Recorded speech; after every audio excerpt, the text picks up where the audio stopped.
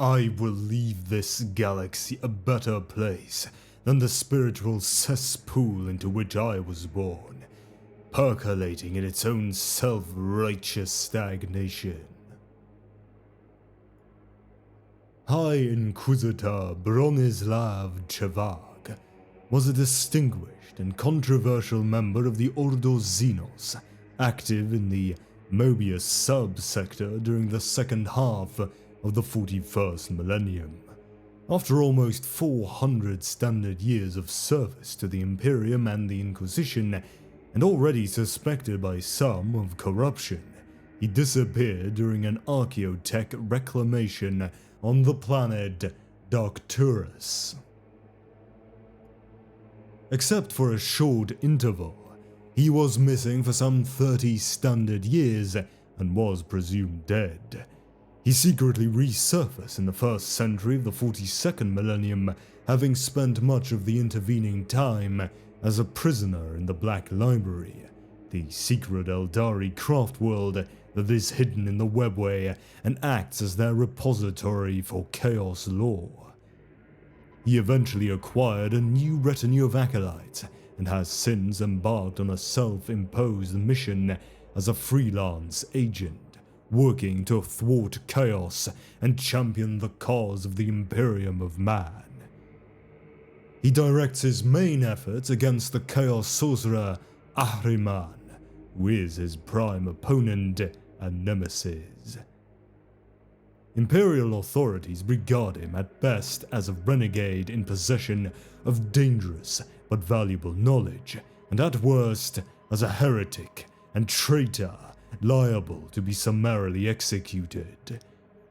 Throughout the galaxy, traitors, chaos cultists, heretics, imperial opportunists, and many aliens crave his knowledge of the Black Library and its lore, while the Eldari Black Council has likely condemned him to death, considering the same knowledge too dangerous to be held by an untrustworthy monkey. It is not known where or when Chevak was born and raised. He attended a schola progenium called the Schola Biblos, which indicates he was the orphan son of imperial servants who died for the emperor's cause. As he does not possess psychic ability, is not gifted physically, and is only an average fighter, he was presumably selected to become an acolyte of the Inquisition due to his heightened survival instincts, his razor-sharp intellect, and his keen curiosity. Chevak served as an acolyte to Inquisitor Fëanor of the Ordo Xenos, and eventually achieved the status of High Inquisitor, who served primarily in the Mobius sub-sector. He was considered a learned and opinionated proponent of the Thorian philosophical sect of the Inquisition. However, his unconventional views, which some of his fellow Inquisitors considered to be of the radical persuasion, prevented him from becoming the Grand Master of the Inquisition's Mobian Conclave, even though he was its senior-most member. After almost 400 standard years of service to the Imperium, he had undergone extensive rejuvenate treatments that kept him alive long past the human body's natural lifespan. By the late 41st millennium, he was little more than a desiccated frame held together by a specially constructed cryogenic suspension suit. A blister helmet concealed an implanted bionic controller for the suit, as well as his hairless scalp and deeply lined face. However, his intelligence, curiosity, and argumentative, opinionated manner had remained as sharp as ever, coupled with his accumulated vast knowledge and experience. During his long and distinguished service as an alien hunter for the Imperium, Chevak came into close contact with the Eldari many times and established a relationship with them, especially the leading Eldari of the declining Iyanden craft world. Notable among them was Yggdrasil, one of the Iyanden Farseers. These contacts were apparently officially sanctioned or tolerated by Inquisition authorities, at least at the start. At some point, while he was the Eldari's guest in Iyanden at Yggdrasil's invitation, he was treated to a unique spectacle. In an unheard of gesture, the Eldari allowed him and members of his entourage to witness a performance by the Harlequins. This honor, however, as well as his whole interaction with them, may have been part of their plans to manipulate him. Chevak learned a lot about their culture, history, and science. This included some knowledge of the Wraith Guard and of the related Eldari reanimation and soul transference technology encapsulated within the Soul Stones. Bronislav was deeply dissatisfied with the Imperium's cultural and technological stagnation and repression. Through his congress with the Eldari, he had come to believe that the terrible nature of threats like the Tyranids required nothing less than the physical leadership of the Emperor of Mankind himself once more. He became obsessed with utilizing the Eldari's resurrective incarnation technology in order to make the dying Emperor whole once again. This was thought by others in the Inquisition to be at best misguided and at worst treason. Heated inquisitorial conclaves were held, and Chevak was often threatened with sanction by the more Puritan inquisitors and generally admonished to stop pursuing the study of alien lore. In the late 41st millennium, he discovered the ancient crash site of the lost Eldari craft world Uthuriel, which had fallen to the planet Darkturus in the Mobius subsector. Chevak led an Ordo Xenos expedition to the planet, a large operation that required support from the Adeptus Mechanicus, the Adeptus Ministorum, and the Imperial Guard, and required the presence of his full retinue of acolytes as well as a Death Watch kill team. He was specifically looking for the splintered Craftworld's shrine dedicated to Kayla Mencha Kane, and its avatar of the Eldari war god. The shrine was indeed found, and accompanied by the Death Watch Space Marines and his retinue, he entered it to discover the intact, enormous statue of Kane on his throne.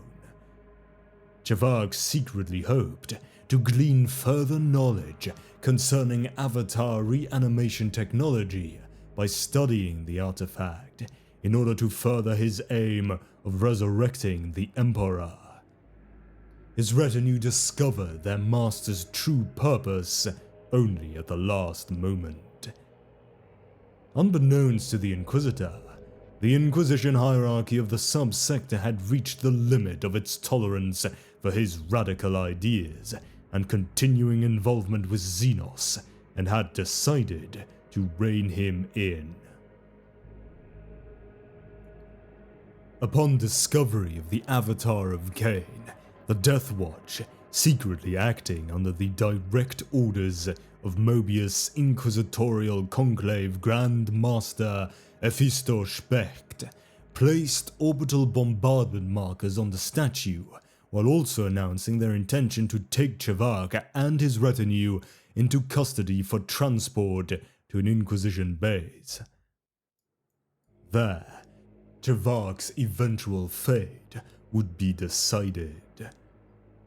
Although he accepted his arrest, a misunderstanding caused violence to break out amongst the Imperials. In the middle of the firefight, a troop of Eldari Harlequins made a wholly unexpected appearance and proceeded to kill the members of the Death Watch squad, while leaving Chevak and his acolytes untouched. The Harlequins activated a webway communications interface to a meeting of the Black Council, the governing body of the Black Library within the labyrinthine dimension. The Black Council was the closest thing the Eldari had to a centralized advisory body for their entire species. The Council made Chevak an offer he could not refuse. He was invited to the library to study its accumulated lore concerning chaos and to help thwart the chaos sorcerer Ahriman, who had tried to gain entry into the webway and the library for millennia in pursuit of his own quest to better understand and master the power of chaos and his own patron, the chaos god Zinj.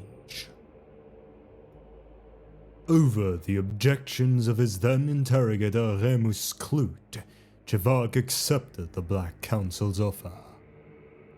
Clute, previously his chirurgeon, then proceeded to inject him with various vaccines as a precaution for the journey, among them a vaccine for a powerful strain of the meme virus. This virus infected the carrier and altered his neural patterns to produce an insatiable, irrational thirst for knowledge, a near photographic memory and enhanced pattern recognition ability. It also had occasional side effects, including the inducement of vivid hallucinations. Clute knew that Chevak's cryo suit would probably inhibit the inoculation of the meme virus, leaving Chevak infected. Chevak accepted this, as this meant that the lore of the Black Library would be even more accessible. The Black Library itself is a dark craft world eternally traveling through the webway. Its location and route are secret, hidden from all but the Harlequins and the members of the Black Council. Like all craft worlds, the vessel is conscious and psychoactive, hiding itself from all psychic probes, while simultaneously repelling warp entities and intrusions. It is an enormous construct with a scorched crystalline appearance, covered in veins and flourishes, but with the typical flowing grace of Eldari architecture. The interior is an intentional labyrinth with all manner of convoluted passages, corridors, and chambers. Bubble vaults full of stasis caskets containing forbidden lore and dangerous artifacts hang from the superstructure, whilst inside and above are myriad citadels, obelisks, monoliths, and spires where the rest of the craft world's arcane contents are kept. Chevak was taken to the library, where he mainly studied at the Wraith Tower, the section devoted to humanity's interaction with chaos, the accumulated lore of the Imperial traitors. Several standard years later, and no longer needing his cryogenic suspension suit to enhance his mobility due to the webway's natural regenerative effects upon human tissue, a much younger-looking Chevak returned to real space and the Imperium. His return was a major political event. Adding to the controversy surrounding him, he had become a celebrity, looked on as a champion by the radicals in the Inquisition, while serving as a lightning rod to Puritans, who nevertheless craved his newly acquired knowledge even as they sought to destroy him and any who supported him. The political astute Inquisition authorities allowed him to resume his duties and reassemble a retinue of acolytes. They assigned Clute, now an Ordo Xenos Inquisitor in his own right, to look after his protection, mindful of his knowledge's value. However, his return to the Imperium proved to be short-lived.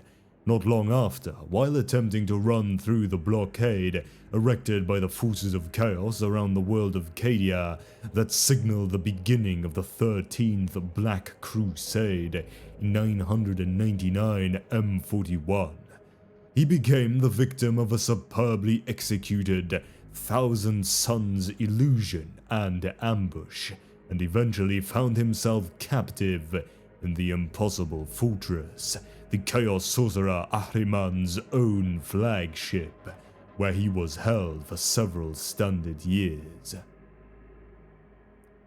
The sorcerer wanted his knowledge of the Black Library, and more specifically, the activation rune codes for a webway portal discovered by the Thousand Suns on Itiamnum 3. His apprentice, Korban Zarkos, was tasked with Chavag's lengthy interrogation, during which the Inquisitor went through unimaginable physical and psycho-spiritual torture. He confessed all his most embarrassing and personal secrets, as well as his knowledge of the methods and assets of the Inquisition. He even revealed damning secrets held in the library, but nothing of the library itself or of a way to find it. Under the most arcane and unbearable torture, he resisted all attempts to divulge the library's own secrets, and he realized that the library had somehow psychically secured his knowledge of it, rendering him unable to reveal information about it under any form of coercive pressure. Finally, the traitors produced the ravaged form of Joaquin Desdemondra, a former associate and secret love interest of Chavag's, who had been canonized as a living saint by the ecclesiarchy. Being a reanimate, an immortal mutant, she was tortured in front of him with repeated death by incineration. His love and sorrow over the suffering of another finally broke the library's psychic wards. Ahriman's subsequent and forceful mind invasion forced the Inquisitor to unwittingly reveal the Itiamnum 3 portal's rune codes. Even more damaging, unwilling revelations by Chavag were averted though, when the troop of Harlequins assigned to watch him suddenly appeared, boarding over from a cloaked Eldari vessel. After a fight with the sorcerer, they managed to take Chavag away from the traitors. Bronislav was returned to the webway and the Black Library. This time he was imprisoned, for his own and the galaxy's protection, according to the Eldari, as one of its living specimens and exhibits. Confined in a cell within the Wraith Tower that, like the rest of the library's interior, was mostly transparent, he spent his days furthering his knowledge of how to combat chaos. Thanks to Eldari medical attention and healing techniques, as well as the Wraithbone environment's restorative properties, he quickly recuperated from the Thousand Suns tortures. He naturally rejuvenated, acquiring an even younger athletic appearance and boundless energy. He had occasional visitors, curious Eldari who wanted to personally see the human polymath, chaos expert and famous prey of Ahriman. He was once even scrutinized by a rare human visitor, likely an Illuminatus, an incident that set his mind to thoughts of escape. His personal attendant was Ikbresil's daughter, Adara Ke, a long-serving guardian scribe of the library, but it is not known whether she was assigned because of Chavag's previous relationship with the Unending. He became the subject of a Black Council meeting, as quite unexpectedly to the Eldari Farseers, Ahriman had used the knowledge extracted from him to breach the webway. Because of this threat, most of the Council's members were in favor of either imprisoning Chavag for life, or even better, terminating him as he was deemed too independent, unpredictable and dangerous due to his knowledge. which most Farseers were convinced would eventually somehow fall into the wrong hands. Farseer Yggdrasil, who sat on the council as Yundan's representative, disagreed with the majority's verdict on Chevak, believing that he still had a worthwhile and beneficial role for the Eldari to play in the galaxy. He instructed Adara Ke to help him escape while the Craftworld's attention and most of its residents were at the Black Council meeting. Adara informed the Inquisitor of the Black Council's proceedings and of her father's plan to have him escape death and the library. She gave him a bulky, ancient Imperial tome with covers of burnished, golden, astonishingly lightweight, and resilient metal with a unique sheen. The book's title, written in High Gothic, was The Atlas Infernal. It was an organic, adaptable map of the webway, dating from before the time of the Horus Heresy. A psionically negative item, its pages were the stretched pieces of the skin of an untouchable who had once been a Sister of Silence, attached to lightweight golden frames. The veins, capillaries, and arteries on the pages could reconfigure themselves to show the reader his desired destination within the webway, being constantly fed oxygen by an intricate regulated pump embedded in the book's spine. Using both the anti-psyker and adaptable mapping properties of the Atlas, Chevak was able to escape the Black Library through the webway. He subsequently used the book to traverse the galaxy through the webway in order to outsmart his Harlequin pursuers, and also in a quest to thwart Ahriman and his minions. Another likely objective was locating his former associate and secret love interest, Joaquin Desdemondra, still held captive by the Thousand Sons. The sorcerer in turn was fervently looking for him, craving his knowledge. The Inquisitor spent a number of standard years wandering the galaxy through the webway, making plans against Ahriman, consumed by guilt over the deaths caused by his torture-induced revelations. In the meantime, Clute, who respected and admired him, was remorseful over failing to prevent his capture. He spent 2 standard decades after his disappearance over Cadia on a mission to find him, a secret objective his superiors and even his retinue were unaware of.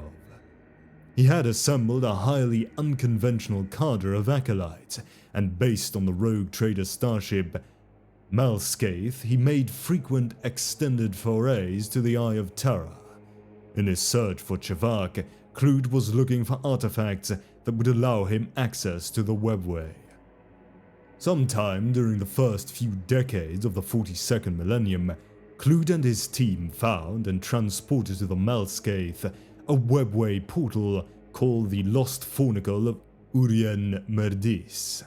To everyone's surprise, the portal soon activated, and a visitor who turned out to be Chevak stepped through, pursued by an Inchnuplasm which he eventually managed to vanquish.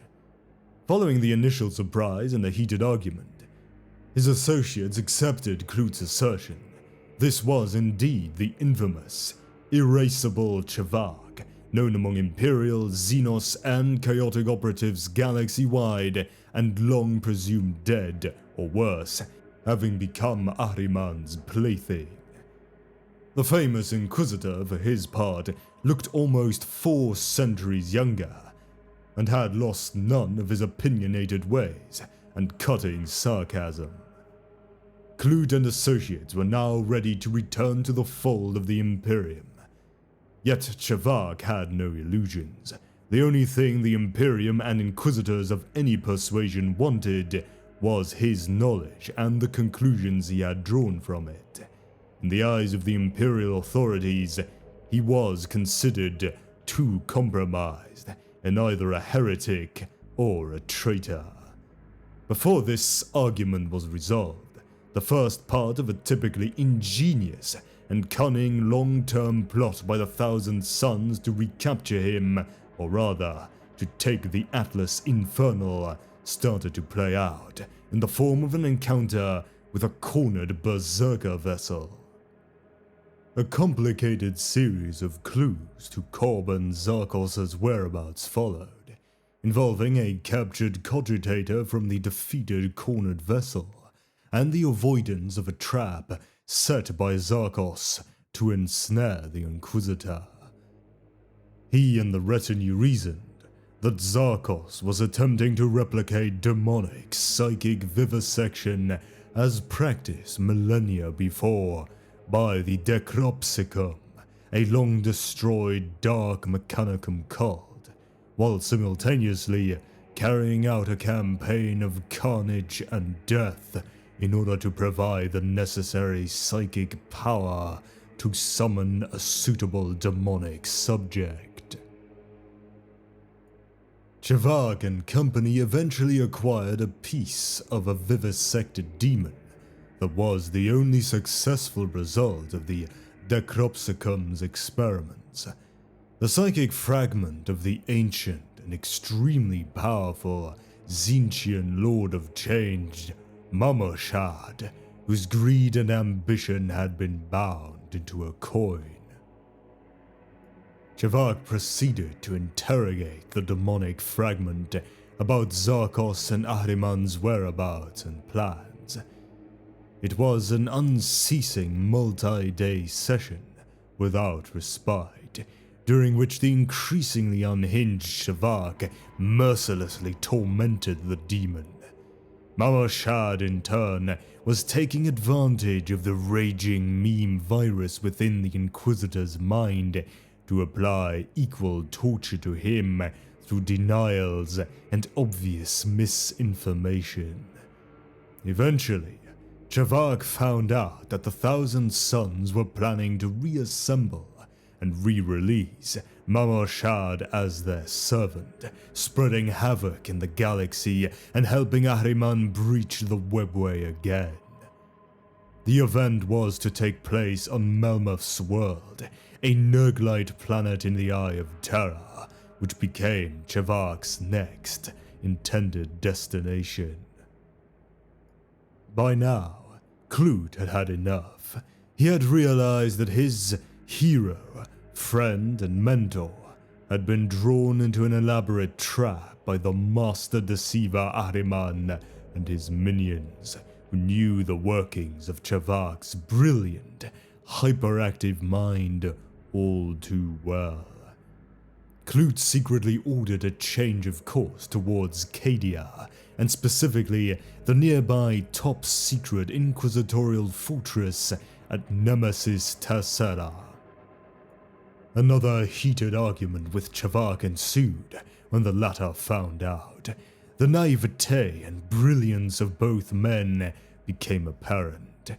Finally, Chavag agreed to return to the Inquisition and the Imperium, but insisted on a secret approach to the base and entry through a back door.